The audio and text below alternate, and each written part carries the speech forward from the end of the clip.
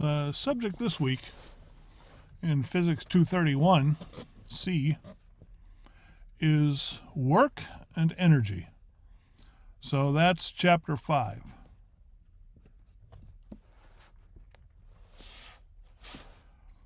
There are 3 topics which are most important in chapter 5. Work, kinetic energy, which is the energy of motion, and potential energy, which is the energy of position. So the chapter is divided into 6 sections, and part 1 of this video will be sections 1, 2, and 3, which are about work and kinetic energy. You should be taking notes throughout Physics 231C while you're watching videos or reading the book or doing homework. You should be taking notes. For this video, these are the equations that you'll need to understand. First, work is force times distance. That's the first equation in chapter 5. The work done by a constant force in one-dimensional motion is the force times the displacement. Now remember, force can be positive or negative, and displacement can be positive or negative. So work can be positive or negative. You'll need to understand what's meant by positive work, what's meant by negative work. The unit of work, the standard unit of work, is the joule, named for James Joule. The abbreviation is capital J. And we see from the definition, work is force times distance. So force is newtons, distance is meters. So joule is Newton times meters. We give that combination, Newton meters, a special name, joule. Joule was the physicist who first started measuring, well, maybe not first, but who discovered the relationship between heat and energy. Now, what about 2 dimensions? Well, in 2 dimensions, the force becomes a vector. It'll have an x component and a y component if we set up Cartesian axes. And the work done will be f of x delta x plus f of y delta y. We combine those in a vector relationship. It's f vector dot delta x. So that's in the first section of chapter 5. Now, these are valid for constant forces, but what about a force that depends on position? What's the work done by a variable force? And the answer is, it's f sub x delta x over a small interval summed over all the small displacements. And, if the displacement delta x occurs at position x, then the work done over that small displacement is f of x at the position x delta x. And now if you add up all of those contributions to work, you get the total work. There's a graphical analysis, we'll come to that later, in which the work is equal to the area under the graph of F versus position X. Now kinetic energy. Kinetic energy has a very simple definition. 1/2 mv squared. So if a particle with mass m moves with velocity v, the kinetic energy is 1/2 mv squared. It doesn't depend on the direction of v, so I could just say this is the speed squared. V with an arrow over it stands for the velocity vector. V without the arrow is the magnitude of the velocity. The magnitude of velocity is speed. So the kinetic energy depends on the mass of the object and its speed. It's 1/2 mv squared. And we'll see in a little while why that's important. Well, we'll see right now why it's important. Because this definition of kinetic energy leads to the work kinetic energy theorem. The change in kinetic energy of an object moving under the influence of one or more forces is the work done by the net force. We call that work sub net. It's the work done by the net force. The sum, the vector sum of all the individual forces is the net force. The work done by that force, defined here, is equal to the change in kinetic energy as the object moved along whatever trajectory you're talking about. And that's called the work kinetic energy theorem. That's sort of maybe the most important equation in physics. It sort of relates energy and force. Because work is calculated from force, kinetic energy is determined by speed. All right, this video is a summary of Chapter 5. And the previous slide was a summary of the video. So now we'll work through the first 3 sections of Chapter 5 and see where the equations came from in that summary. So we start with work. And we need a technical definition of work. Work is a word that we use in everyday life. In everyday life, the word work means some useful task. But in mechanics, the word has a technical definition. Sometimes you hear work is force multiplied by distance. If you took high school physics, maybe you heard that work is force times distance. That's not quite accurate. That's not quite precise enough. So we need to make this more precise. So let's start with this system. An object moving in one dimension, called the coordinate x, acted on by a constant force F sub x. If the object moves by a displacement delta x, then the work done by the force is F times delta x. F multiplied by delta x is the work. It's not quite as simple as force multiplied by distance. It's really, for one dimension, force multiplied by displacement. Now remember, force can be positive or negative.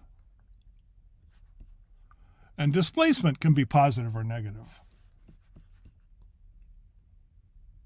So work can be positive or negative. We'll come back to describe a little more what it means when the work is negative.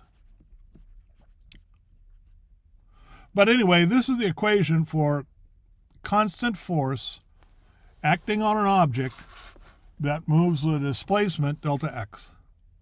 Work requires both a force and a displacement. Now the unit of work is the joule, abbreviated by a capital J, defined by 1 joule is 1 Newton meter. So if a force of 1 Newton acts on an object that's moving by 1 meter, the work done by that force is 1 joule. Let's work out an example.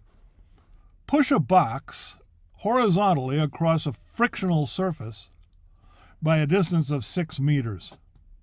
How much work do you do? Let's say the box has a mass of 15 kilograms. Let's say the coefficient of friction on this surface is 0.3. All right, so let's calculate the work. There's friction.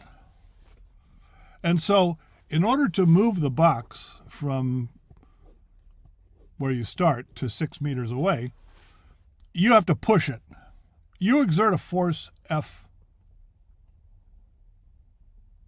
Now, if you're moving the box with a constant velocity, that means the net force is 0.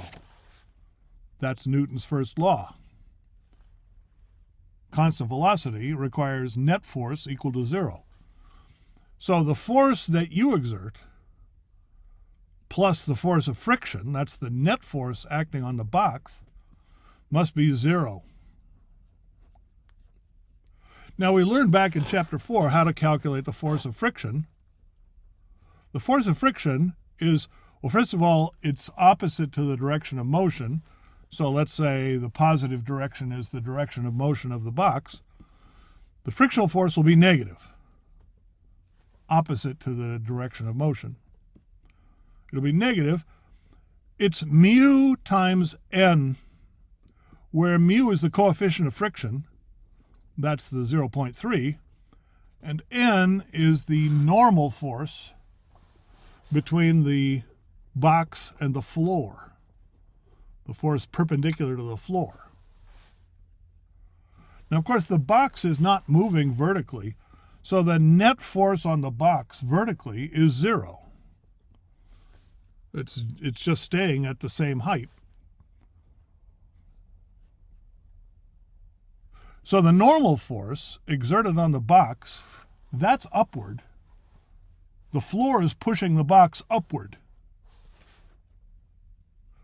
And the gravitational force acting on the box, that's negative. Gravity pulls the box downward. Those two forces add up to 0 because the box is not accelerating up or down. It's not moving up or down. It's just at this constant height. So n, or I call it n sub s here, it's the normal force exerted by the surface pushing the box upward, plus the force of friction, which is minus mg, negative because it's downward. That combination is 0. All right, now we want to calculate the work done by the force that you are exerting. Your force, F sub x, times the displacement is the work done by you. All right, now F sub x by this equation is minus F, friction, and F friction is minus mu n sub s. So your force F sub x is equal to the coefficient of friction times the normal force, mu n.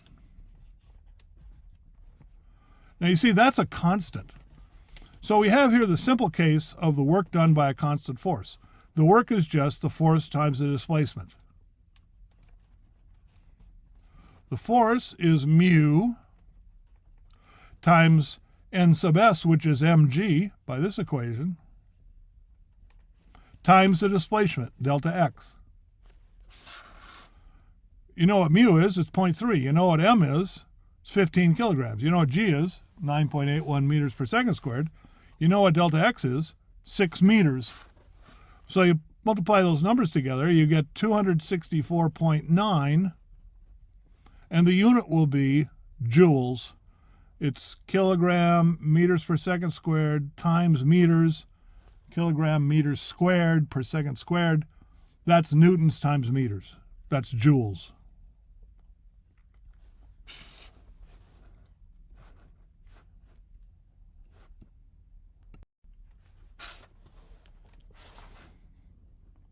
So for one-dimensional motion with a constant force, work is force times displacement. But now what about two-dimensional motion? Well, the next thing we'll consider is two-dimensional motion with a constant force. Now remember, in two dimensions, force is a vector, and displacement is a vector. So now we have to have a vector equation. What is the force? What is the work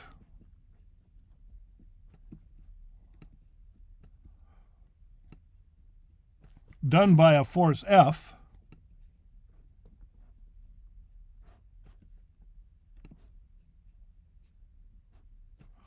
acting on an object that moves by a displacement delta x?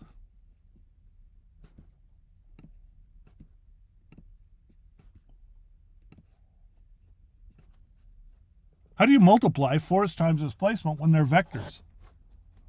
Well, this is called the dot product. The dot product of two vectors is a kind of multiplication. It's the force in the x direction times delta x, so the component of the force in the x direction times the displacement in the x direction, plus Fy times the displacement in the y direction. So that's called the dot product of two vectors. Now, the force and the displacement are not always parallel, but to keep things simple, this figure shows a case where the force and the displacement are in the same direction. So let's say the force is in this direction, Fxi hat plus Fyj hat. And let's say the displacement is in that same direction, delta xi hat plus delta yj hat. Then the work is Fx delta x plus Fy delta y. Now this equation is also true if the force and the displacement are in different directions. So I could have the displacement pointing in some other direction. You know, I could consider the displacement being in some other direction. Then that would change delta x and delta y. You know, the force could be acting this way. Some other forces, let's see, the force could be acting this way. Some other forces could be acting on the object so that it's moving in this way. So that would be the displacement. And then you could have work done by this force is Fx delta x plus Fy delta y. Now there'll be some other forces acting. I'm not calculating their work. I'm only calculating the work done by this force, which may be at an angle to the displacement. Now, if the angle is 90 degrees, then the work done is 0, because the dot product of two vectors at 90 degrees is 0. You know, suppose F is in the x direction and delta x is in the y direction. Then Fx delta x is 0 because delta x is 0. Fy delta y is 0 because Fy is 0. So if the two forces, if the force and the displacement are perpendicular, there's no work. But, you know, if they're in the same direction, then it'll just be the strength of the force times the magnitude of the displacement. So I don't know if you've studied the dot product in algebra. But anyway, this is the formula.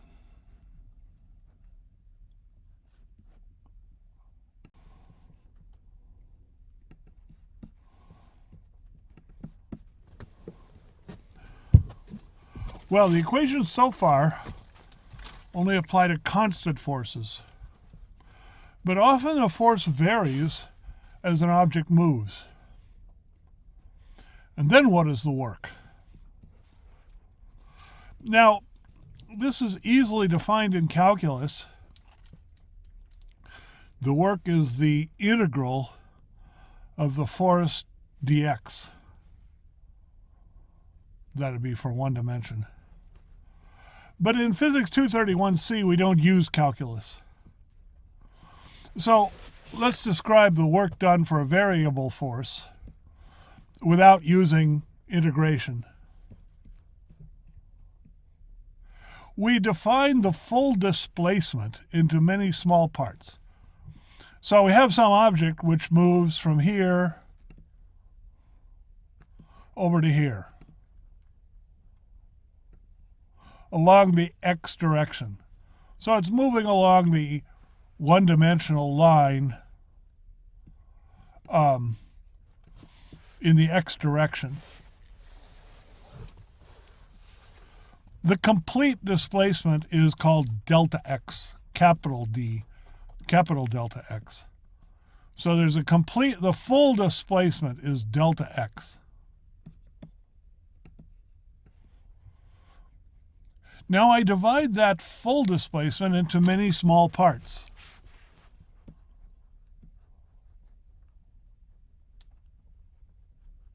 And I can think of the object moving from, let's call this point A to point B.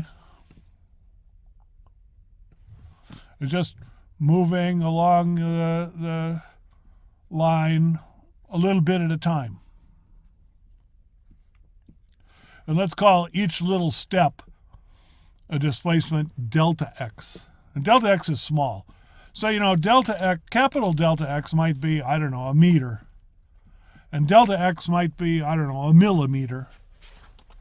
The object moves from A to B, 1 meter, 1 millimeter at a time. Now, for each small displacement, I can approximate the force as a constant, because the force isn't going to change very much over a length of 1 millimeter. We think of the force as maybe the force is a little stronger over on this side, the force is a little weaker over on this side. But on the other hand, if I only go 1 millimeter at a time, in that 1 millimeter, the force doesn't change very much.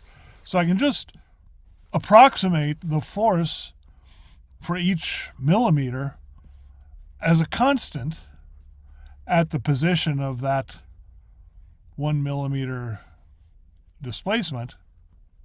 And the work for that small displacement is Fx at that position, delta x. So for each millimeter, the amount of work done is different if the force is variable. But I can calculate, or I can at least estimate, the force for each little 1 millimeter displacement as just the force at that position times 1 millimeter. Then the complete work is the sum of the individual displacements. The Greek letter sigma denotes summation. So sigma is summation. So for a variable force, I just divide the displacement into small parts, calculate the work done over each small part, and sum over all the small parts.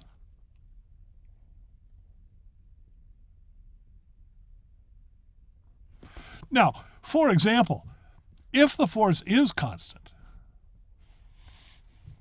this would be true for a force that is not constant. But let's suppose the force is constant. Suppose Fx is just a constant, 5 newtons or something. Well, then this sum becomes Fx times delta x plus Fx times delta x plus Fx times delta x.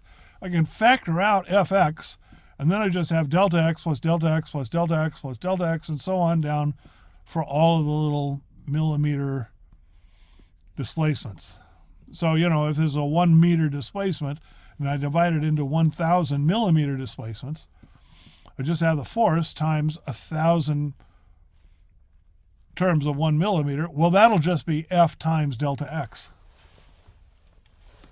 And that's what we had before.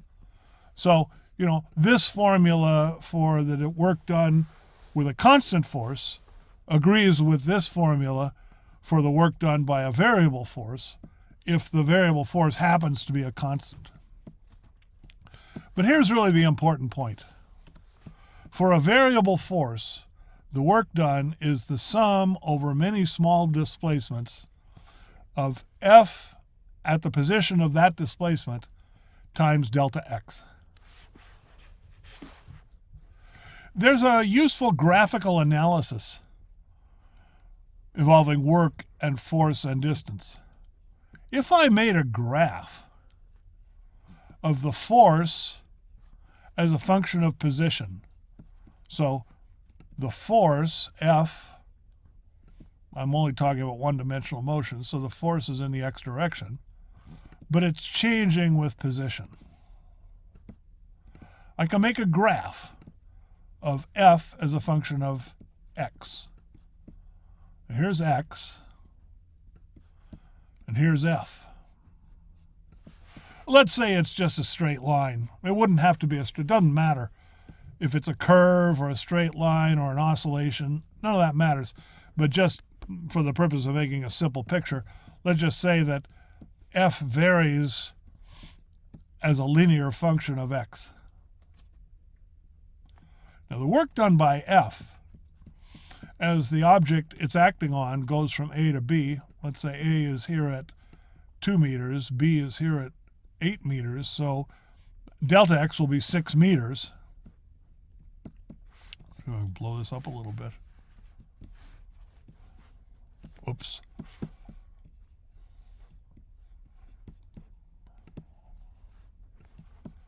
So I'm moving here from x equals 2 to here,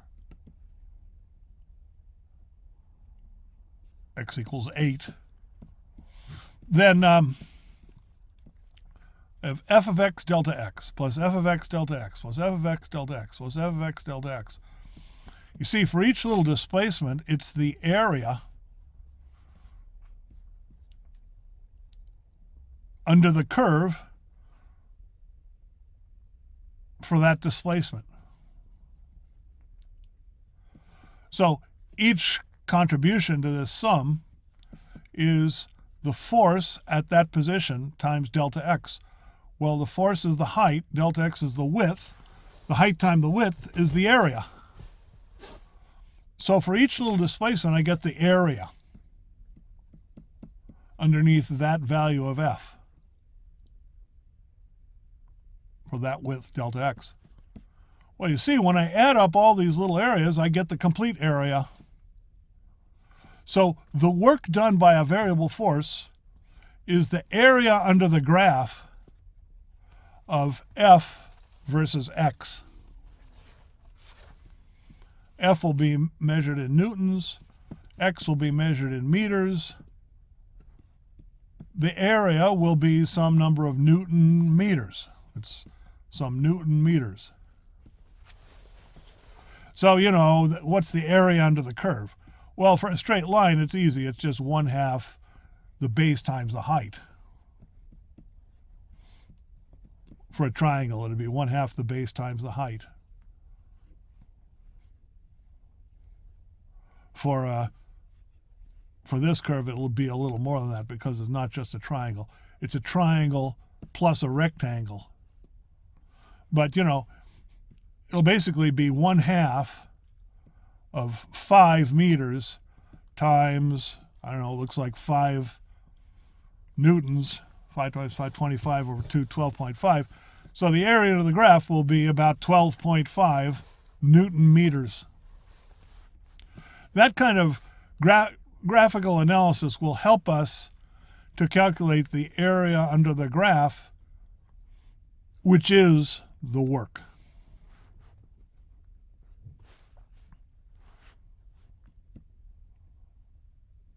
You'll probably have some long kappa problems where you have to use this graphical analysis. The fact that the work is the area under the graph of x as a function of x, f as a function of x.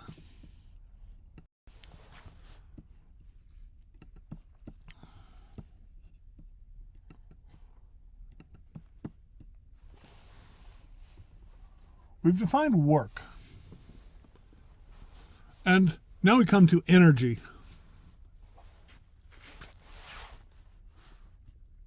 Everyone knows that energy is important.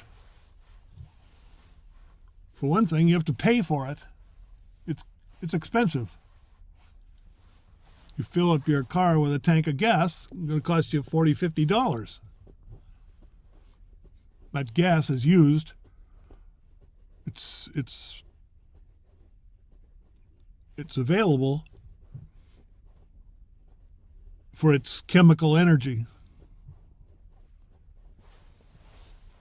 So everyone knows that energy is important.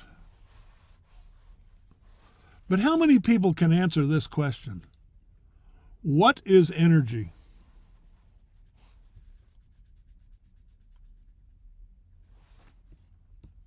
I'll give you this assignment. Watch the YouTube video by Sabine Hossenfelder. Sabine Hossenfelder is a German author and theoretical physicist who does research on quantum gravity. She's a research fellow at the Frankfurt Institute for Advanced Studies, where she leads the superfluid dark matter group. But she also makes YouTube videos, and those are often quite interesting. And I put one of her YouTube videos on my YouTube channel.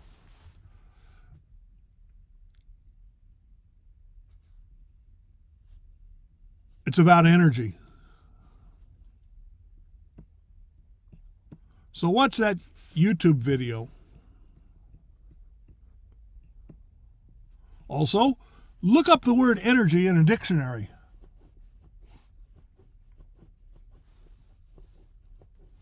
In a lot of dictionaries, energy is defined as the ability to do work. So what is energy? It's an ability. But that's not really a scientific sort of definition. That's more like an everyday life sort of definition. I mean, ability to do work. What's the units of ability? But it does give you the idea that it's related to work, and it's related to joules of energy, joules, the unit of work. Well, of course, the best way to find the answer to this question is to read the book. And I guess the third section of chapter 5 is all about kinetic energy, and in particular, the work kinetic energy theorem, which relates kinetic energy to work. Now, here's a sort of an introduction to section 3.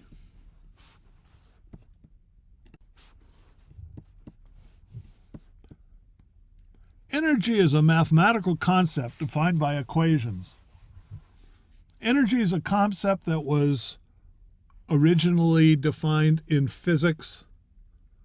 Like all concepts in physics, there are equations that describe this concept. Now, in mechanics, there are two kinds of energy. There's kinetic energy, that's the energy of motion, and there's potential energy, that's the energy of position. In other branches of physics, there are other kinds of energy. For example, there's field energy in the theory of electricity and magnetism. And in other sciences, there are also different kinds of energies. There's chemical energy in chemistry. There's even biological energy in biological subject. Well, but we're starting with mechanics. And in mechanics, we'll need to know two forms of energy: kinetic energy and potential energy. Kinetic energy is very simple. It's this equation, 1/2 mv squared. Write it in your notebook.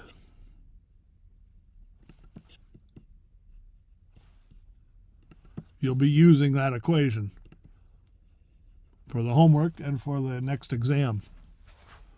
If a mass m moves with velocity v, it has kinetic energy 1/2 mass times v squared.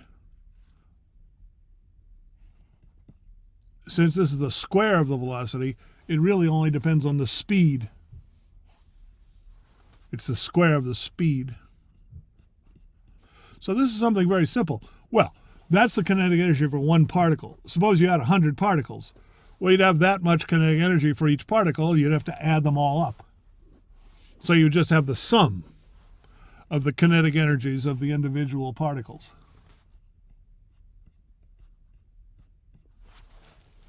Well, you don't have to think of this as a small particle. Think of a ball. A ball has a certain mass. It's moving at some instant in time with a speed v. It has kinetic energy 1/2 mv squared. Now the mass of a ball doesn't change, but the speed changes. Suppose you throw the ball up in the air. As it's moving upward, its speed will be decreasing because it's pulled down by gravity until it reaches the highest point, and then it'll start increasing as it falls back down to the ground. So speed changes as a result of forces. So kinetic energy changes. And now we come to the work kinetic energy theorem. The change in kinetic energy is the net work. The work done by the net force, the sum of all the forces, acting on the mass.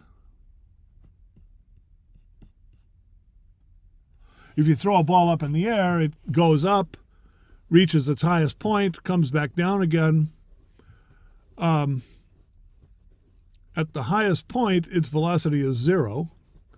So at the very highest point, it has 0 kinetic energy. But as it starts moving up, it has a large amount of kinetic energy. Then the kinetic energy decreases to 0 when it reaches the highest point. Then as it's falling down, it'll be moving faster and faster and faster. Its energy will be increasing. So over any time interval, there's a change in kinetic energy. And the work kinetic energy theorem says the change in kinetic energy is the net work. It's the work done by the net force acting on the object. Now, in the case of throwing a ball straight up in the air, the only force acting on the ball, well, there's gravity. It's pulling it down to the ground. Well, there's also another force. There's air resistance. The change in kinetic energy is the net force. Now, the net force may be variable. So to calculate the work for the net force, you have to use the equation for a variable force. It's the sum of the net force times the small infinitesimal displacement, summed over all the displacements that make up the total displacement.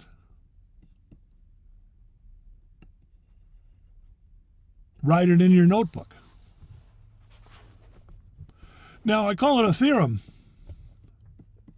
This is called the work kinetic energy theorem. If it's a theorem, it should be possible to prove it. So now let's prove that this is true. You see, this is not a new concept. This is not something that goes beyond Newton's laws of motion.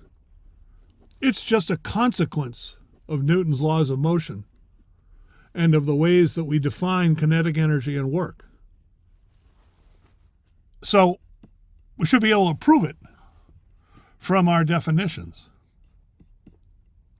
So we start by dividing the complete displacement, call that delta x, into a large number of small parts. We call those delta x.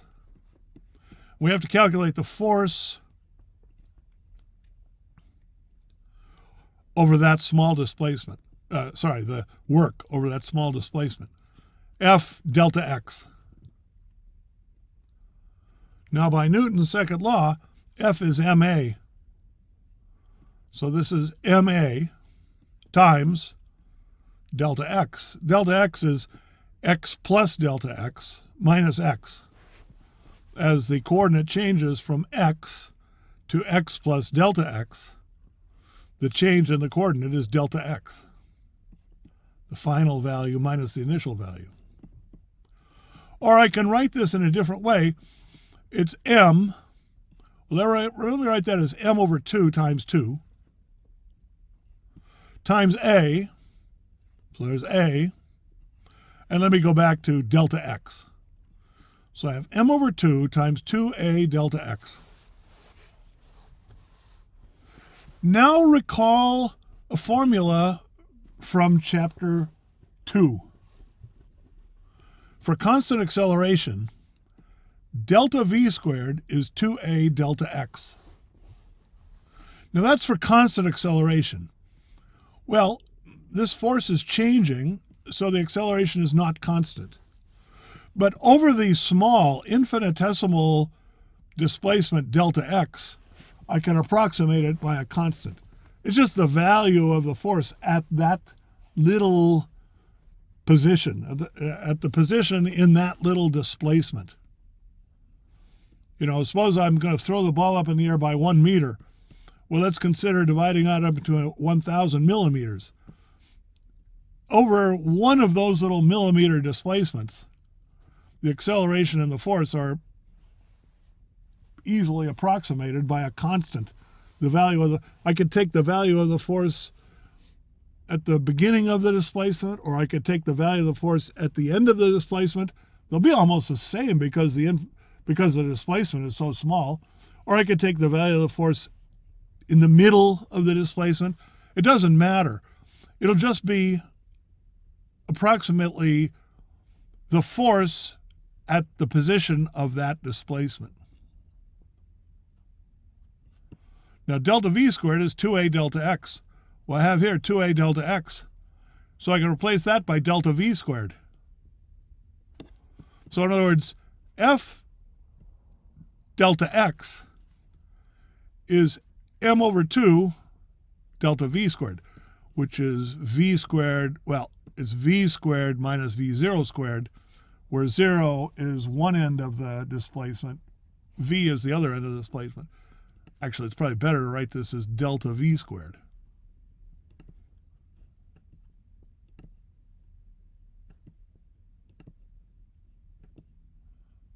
But kinetic energy is v squared. Not quite. Kinetic energy is 1/2 m delta v squared. M doesn't change. V squared changes. So the change in K is this constant 1/2 m times delta v squared, the change in v squared. M over 2 delta v squared is the change in K. So for a small step, for a small displacement in the coordinate x, f delta x is delta k. It's the change of 1/2 mv squared. Now sum over all the small steps. Delta k, capital delta K, is the sum of f delta x, that's lowercase delta x. So the overall change in kinetic energy is the sum of the little change in kinetic energy for 1 millimeter. That's f of x delta x. And the sum of f of x delta x is w. So you see this term is delta k. If you sum the changes in a quantity q, well, we have this general result. We have this delta notation. Delta q means a large change in q. Delta q means an infinitesimal change in q. or a very small change in Q, for any quantity Q. I'm applying it to the case Q equals K here. Well, if I add up all the small changes in some quantity, I get the total change in that quantity.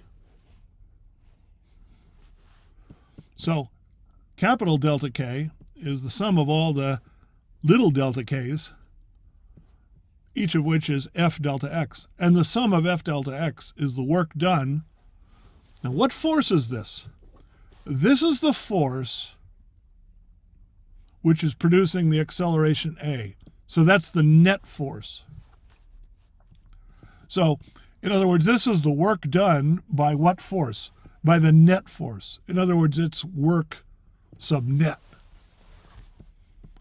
I can calculate the work done by any single force. But in order to get the acceleration, I have to have the net force, the sum of all the individual forces. And that's the force that belongs here. That's what produces the acceleration. So this will be the work done by the net force. And that's the work kinetic energy theorem. Delta K is the work. It's the total work done on the moving object. We have some object with mass m. Its kinetic energy is 1/2 mv squared.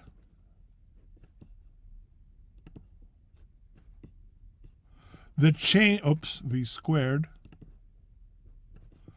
The change in that quantity for any process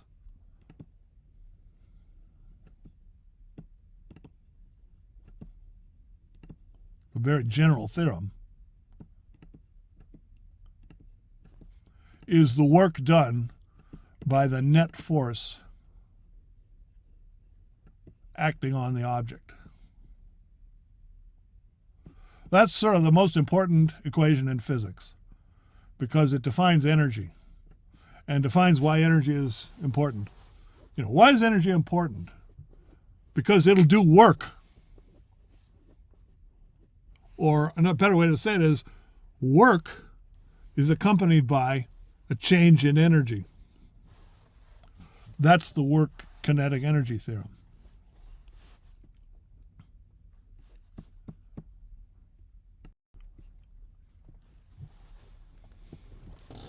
Energy is important. Everybody knows that. It's important because it's expensive.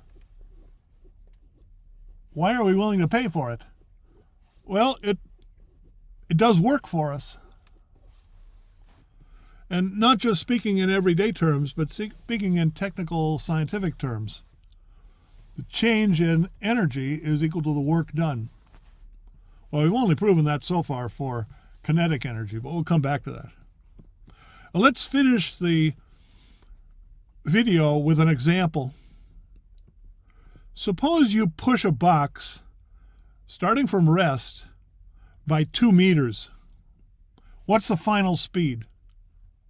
So here you have a box. It's resting on some floor.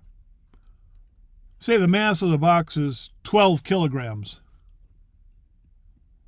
Let's say the coefficient of friction between the box and the floor is 0.75. Let's say you're pushing the box with a force of 120 newtons. And of course, friction is pushing it back in the other direction. Let's say it starts from rest, and you push it for 2 meters. Then you stop pushing.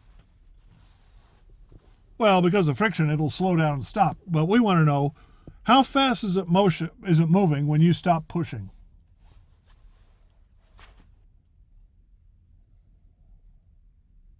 This is a good problem to do with the work kinetic energy theorem.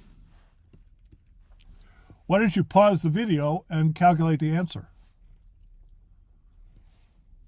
Calculate the speed it has when you stop pushing.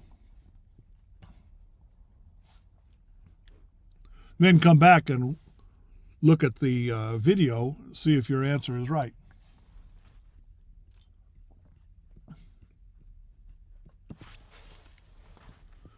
we're going to apply the theorem. Delta K is the net force, is the work done by the net force. Now, what's delta K? Well, it started out at rest. At rest, an object has zero kinetic energy. And it ended up with speed v. So the change in kinetic energy is 1/2 mv squared. V is the quantity I'm trying to calculate. Now, this is a case where the force is constant, so I just need the simple equation for work. It's the force times the displacement.